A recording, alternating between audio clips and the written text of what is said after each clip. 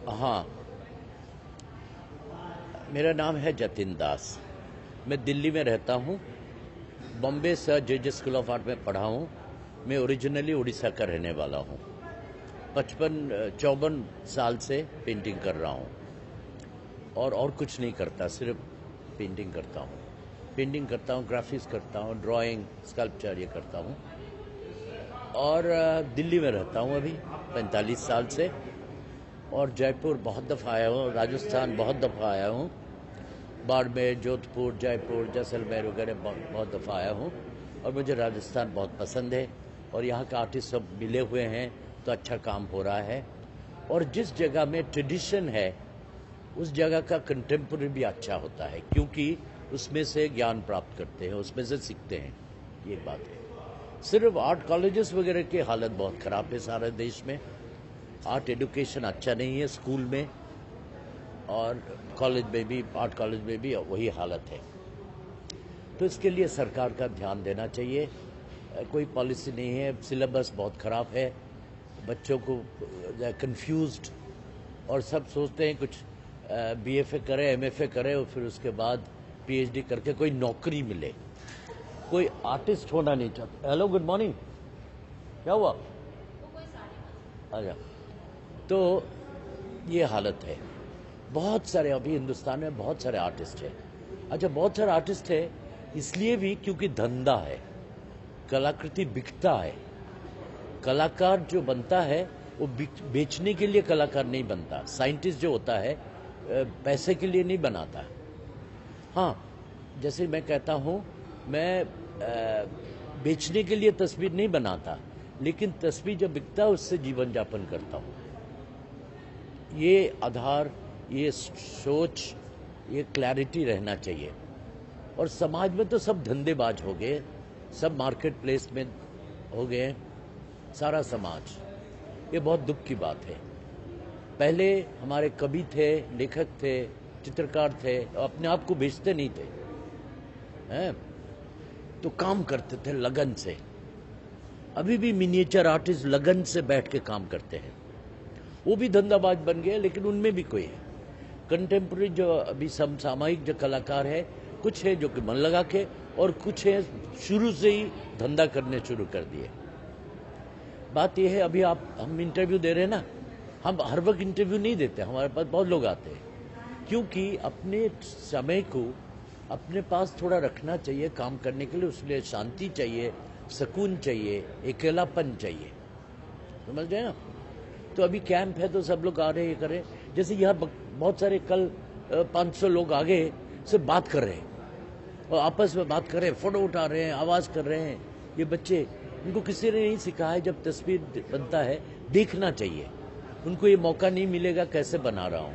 अलग अलग कलाकार की अलग अलग पद्धति है, और हम जैसे अभी कर रहे हैं अपने स्टूडियो में ऐसे नहीं करते। अपने स्टूडियो में एक पेंटिंग को 1 महीना काम करते हैं, तो लोगों को भी ये गलतफहमी हो सकता है कि 2 दिन में तस्वीर बनता है। ये तो बाहर ऐसे खेल करते हैं और बहुत कीमत चार्ज करते हैं। लोगों की ये सब गलत आइडिया आ जाता है।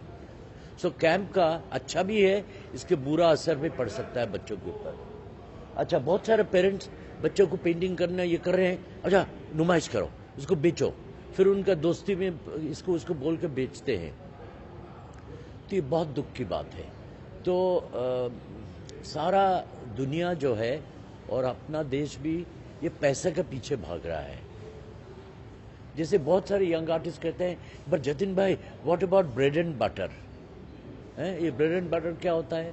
हमने जिंदगी भर कभी नहीं कहा हमारा गुजारा कैसे होगा, इसीलिए मैं तस्वीर कचरा बना रहा हूँ। ऐसे हमने कभी सोचा नहीं। बेचने के लिए तस्वीर कभी नहीं बनाया। आप समझे मेरे बात? जैसे कि मैं पेंटिंग किया हूँ, जो गाढ़ा रंग लगाया हूँ, तो मैंने उपाध्याय को बोला कि मैं ये बाद में आके पूरा करूँगा। ये पूरा नहीं है, और पूरा अभी नहीं हो सकता क्योंकि बहुत गीला है। एक्रिलिक जल्दी सूख जाता है, ऑयल में टाइम लगता है, लेकिन ऑयल का जो इंटेंसिटी है, उसका रंग का जो खासियत है, वो ज़्यादा दिन ठहरता है। जैसे कि हमारे मिनिएचर आर्टिस्ट वगैरह जो नेचुरल कलर इस्तेमाल करते हैं, लेकिन आजकल लोग पोस्टर कलर भी इस्तेमाल कर रहे हैं, कोई है ना? तो सब धंधाबाज, सब बाजारी बन गए सब। बाजार सिर्फ नहीं, हम लोग भी बाजार ही बन गए। आप समझ रहे क्या बोल रहा हूँ? तो इसलिए सतर्क रहें। और आपकी कभी फिल्म की न्यूज़पेपर की जाए, न्यूज़पेपर किसी को इंटरव्यू दिया उस दिन, वो कुछ अगड़म तगड़म लिख दिया। समझ रही है ना हम जो बोल रहे हैं? तो उनको दोहराया होना चाहिए था, पढ़ के सुनाते कोई गलती हुआ तो, और छाप दिया है तो कोई बात नहीं। लेकिन ऐसे सब जगह पे हो रहा है तो किसको क्या कहें। लेकिन आपका जो राजस्थान है, जैसे बनारस है, लखनऊ है, ऐसे ऐसे जो शहर है वो बहुत बढ़िया है। आपका शहर सबसे इम्पोर्टेंट सिटी प्लानिंग है। जो आपका जयपुर जब बना था 500 साल पहले है, ये बढ़िया डिजाइन है। लेकिन सारा देश में जो शहर बना, इसको सोच के उन्होंने कॉपी नहीं किया। कॉपी मतलब उसके आधार पर। तो आपका यहाँ इतना हैंडीक्राफ्ट ये है, लेकिन आपका टूरिज्म चाहिए ना। लेकिन इतना टूरिस्ट आते हैं तो सब लोग भी बाजारी बन रहे हैं। राजस्थान बढ़िया जगह है, बढ़िया कलाकृति है, सब कैसे धंधा बनेगा, ऐसे कैसे फॉरेनर को पकड़े, ये हो गया। कहाँ किस हद तक हम करें, किस हद तक ना करें। हम चित्र बनाएं, कोई गैलरी में बेचे, समझे ना।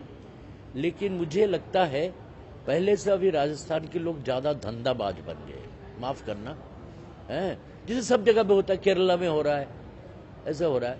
क्योंकि अपने आप को नहीं बेचने का, अपना संस्कार को, कल्चर को नहीं बेचने का।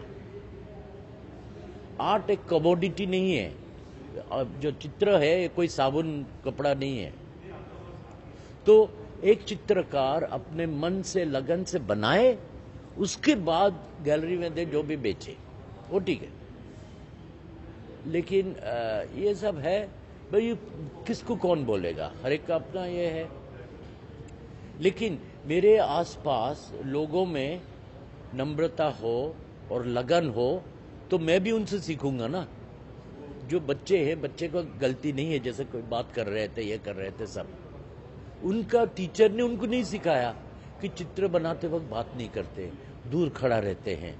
कल मैं बना रहा था, पेंटिंग कर रहा था, किसी ने आके बोला ऑटोग्राफ दीजिए, और मुझे लगा कि वो सारा इंक उसके मुंह पे फेंक दूं। अब बताइए, कोई कुछ काम कर रहा है, आपका भाई डॉक्टर है, आप जब वो ऑपरेशन कर रहा है आप अंदर घुस सकते हैं नहीं ना, तो फिर तो हर चीज में ऐसा होना चाहिए ना। नई पीढ़ी के जो आर्ट के अंदर नई पीढ़ी के लोग बाग आ रहे हैं, हाँ, उनके लिए आप क्या संदेश देना चाहते हैं? सुनिए, ये जो आर्टिस्ट शब्द है ना, जो कलाकार, स्थापति, ये छोटे शब्द नहीं है। आप समझ लीजिए, मैं बहुत दफा बोला हूं, मैं चित्रकार हूं, कलाकार बनना चाहता हूं।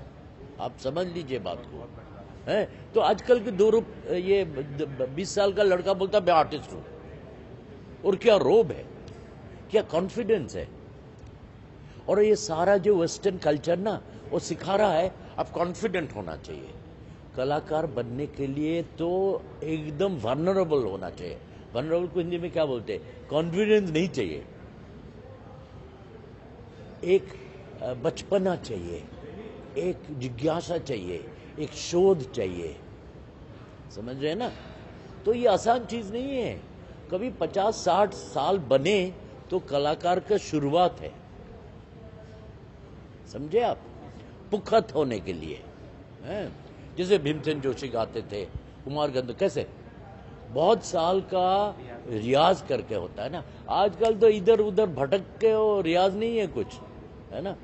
तो मैं इसमें बहुत गुस्सा से बोल रहा हूं कि लगन से काम होना चाहिए। लेकिन वो बच्चे क्या करें, उनके घर में नहीं है, समाज में नहीं है, आर्ट स्कूल में नहीं है, स्केचिंग नहीं है।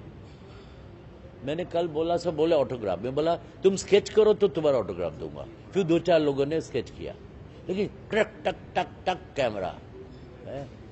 हम बचपन में अभी भी किसी का स्केच करते हैं, कैमरा से फोटो एक दो कभी उठाया नहीं, तो स्केच करते हैं। अभी भी हम स्टूडेंट हैं, और हर वक्त स्टूडेंट रहना है शिक्षक, समझ रहे ना। तो ये एक अनबारित एक धारा है, ये इसका कोई अंत नहीं है। और एक कलाकार बनने के लिए 2-3 जन्म चाहिए। धन्यवाद।